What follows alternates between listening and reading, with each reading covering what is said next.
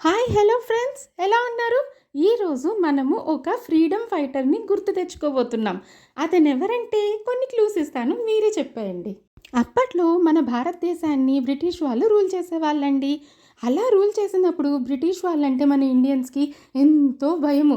వాళ్ళ గురించి మాట్లాడాలన్నా చాలా భయపడేవాళ్ళు. అలాంటి రోజుల్లోనే బ్రిటిష్ వాళ్ళని నిలబెట్టి లెక్క డొక్క అడిగిన వాళ్ళు ఇతనేనండి.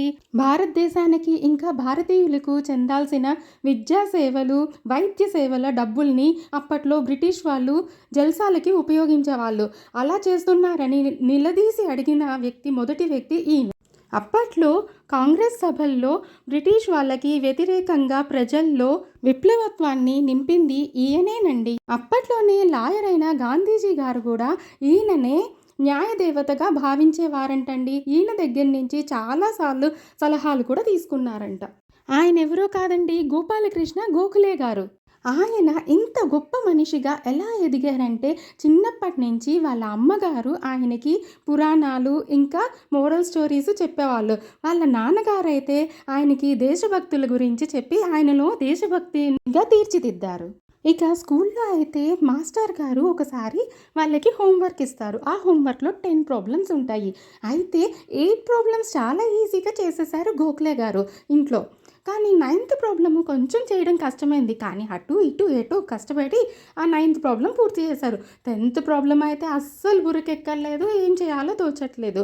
సరే అని ఆ రోజు అలా గడిచిపోయింది. పక్క రోజు వాళ్ళ కజిన్ వచ్చారు ఇంటికి. అతను కొంచెం హయ్యర్ స్టాండర్డ్స్లో చదువుతున్నాడు.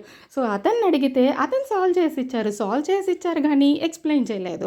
సో అదే తీసుకొని వచ్చి సార్కి చూపిస్తే నీకు బహుమానం ఇస్తాను, క్లాస్ మొత్తానికి నువ్వే 10 ప్రాబ్లమ్స్ కంప్లీట్ చేసుకొని వచ్చావు అని సార్ అంటారు. వెంటనే గోఖలే గారికి కళ్ళల్లో నీళ్లు తిరిగి తల వంచుకొని ఆ బహుమతి నాకు వద్దండి, ఎందుకంటే అందులో ఉన్న 10th ప్రాబ్లము నేను సాల్వ్ చేసింది కాదు, నా కజిన్ సాల్వ్ చేశాడు. అది ఎలా సాల్వ్ చేయాలో కూడా నాకు ఇప్పటికీ అర్థం కావట్లేదు. సో ఆ బహుమతికి నేను అర్హుణ్ణి కాదు అని అన్నారంట. కానీ ఆ టీచర్ గారు ఈ బహుమతి నీకే తగ్గాలి, ఎందుకంటే నీలో ఉన్న ఆనెస్టీ, తప్పు జరిగిన ఆ తప్పుకి తీసుకోవాల్సిన రెస్పాన్సిబిలిటీ నీలో నాకు ఎంతో చక్కగా నచ్చాయి, నీకే చెందాలని తనకే ఇచ్చి వెన్ను తట్టి ప్రోత్సహించారంట.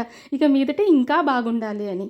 చిన్నప్పటి నుంచి టీచర్స్ ఇంకా పేరెంట్స్ అందరూ కలిసి చిన్నపిల్లలకి మోరల్ వాల్యూస్ గురించి చెప్తూ పెంచారంటే వాళ్ళు ఎంతో గొప్ప వాళ్ళు అవుతారు, అందరికీ ఉపయోగపడతారు.